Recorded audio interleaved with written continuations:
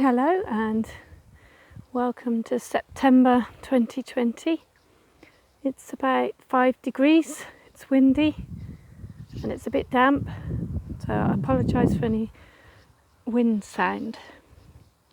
We've decided to extend the bee hedge around this corner and along this fence.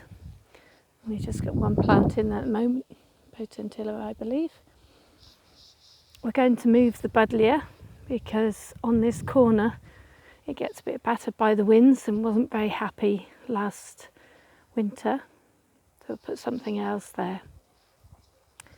Where the sweet peas were, we've let them dry, fall down, and we'll cover it with soil and hopefully they'll go up again next year.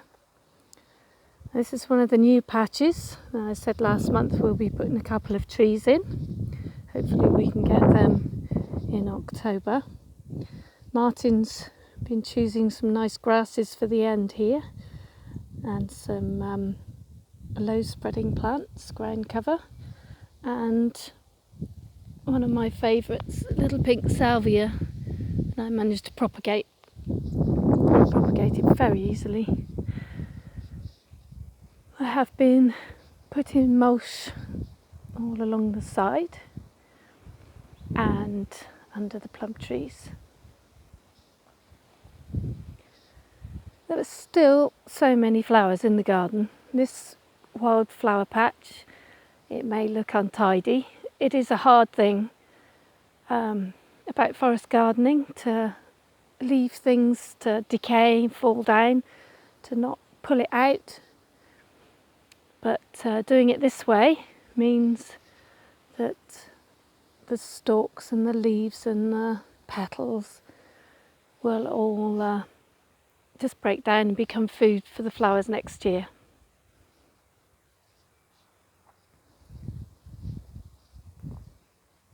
Oh, you've probably noticed we've cut the grass.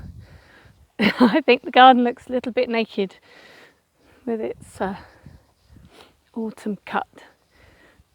I have been remulching here because we made a mistake last year by using wood chip that was too fine, so it breaks down too quick, and as it breaks down it uses up nutrients. So we learn as we go along. See, there's butternut squash all over the place. Around here, there's a little family of them there. We had a few berries on our chokeberry bushes. The birds have been eating them, which is good. We put some more plants in these patches up here. Some have been moved from other places. Some are new little ground cover plants. And the same on the end of this one. They all look so tiny. You have to imagine them at their full size, and this whole patch will be covered. Over here, the plants really struggled. The soil was very, very poor.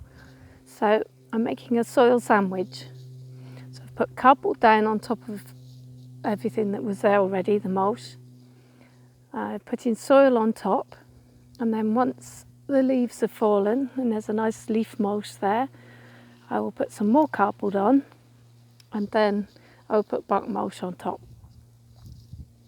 The bark mulch may not go on until the spring, but hopefully that'll all break down and make some nice food. I've been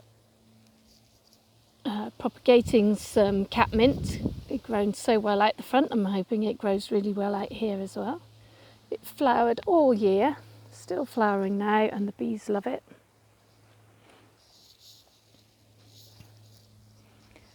Wildflower patch here is still going strong. Oh, and there's a flower here that's so pretty. I'll show you. Look at that. Really, really pretty. I don't know what it is. I'm trying again with some rhubarb. I was told that the reason it doesn't grow very well in this garden is the depth of soil. So I've built up the soil added 2 tyres, as you can see. I will put another tyre on top without soil in to give it a bit of protection. See what happens with that. I have a little tree nursery here, or an experiment really. There's a little oak. In there are some crab apples. In there are hazelnuts. This one has sweet gum, and the end one has some tiny acorns from little mountain oaks. Whether they work or not, we shall see. The greenhouse is still going well. I'm leaving it closed, trying to keep a little bit of heat in there. We have lots of raspberries at the moment, which are very tasty. Have a look. Oops. You see them under there? I should be picking them in a minute. I love the fact you can just walk around the garden and have a little munch. There's still a few apples falling, but most of them are down now. And our sweet corn experiment, well, they are very, very tiny. Whether they're edible, I do not know. And there is one here. We do have one that I think we'll be able to pick and eat. We're going to put them in a different place next year. So we've bought quite a few more perennial plants. A lot of them weren't edible, but it all adds to the garden for the insects. And put some more hedging plants in, which I don't know whether you can see over there. I don't really fancy walking through all the wet plants. There are a couple more hazels we've put in. We had quite a good harvest from the 3 hazels that we have already. So there we go. There's a new one there. There's a new one there. There's a pumpkin that's suddenly decided it wants to grow. We have another one there, which is good. And we've put in some plants along the hedge that we've propagated. I'll take you back round. The grasses patch there is looking pretty. Oh, there's another squash appeared there. Oh, the pond. Let me show you the pond. We're going to make the pond more of a feature, build up a few more rocks. We've been putting a few plants in. If you're really lucky, you might see one of our toads. Although I don't tend to see them when it's a wet, rainy day. Usually they sit out on the rock.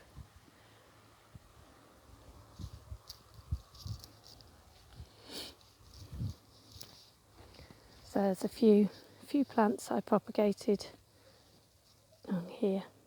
Not these ones. This one.